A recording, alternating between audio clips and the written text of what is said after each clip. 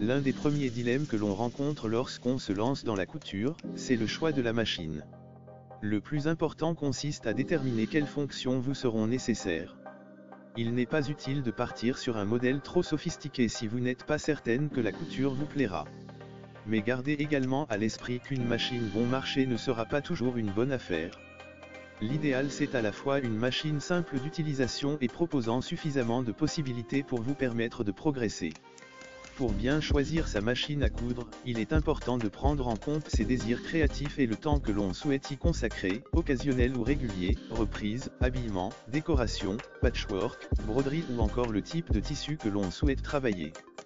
Vos projets vous guideront dans le choix de votre machine à coudre. Quel que soit le budget que l'on souhaite investir ou l'usage que l'on attend de sa machine à coudre, elle doit proposer les points de couture de base, points droits, points zigzag et boutonnières, de préférence automatique en un temps, à défaut en 4 temps.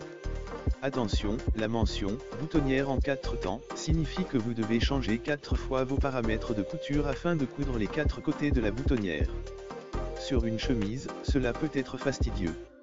Le point pour couture stretch, ou élastique, s'avère utile pour travailler les tissus extensibles comme le jersey par exemple. Enfin, le point de surjet, aussi appelé point overlock, permet de réaliser des ourlets de bonne facture, même si un point zigzag serré près du bord peut aussi faire l'affaire. La machine à coudre doit proposer un minimum de pieds presseurs, ou pieds de biche, 4 dans l'idéal, un classique, un pour les fermetures éclairs, un pour les boutonnières et éventuellement un pose-bouton, pour cadrer les boutons.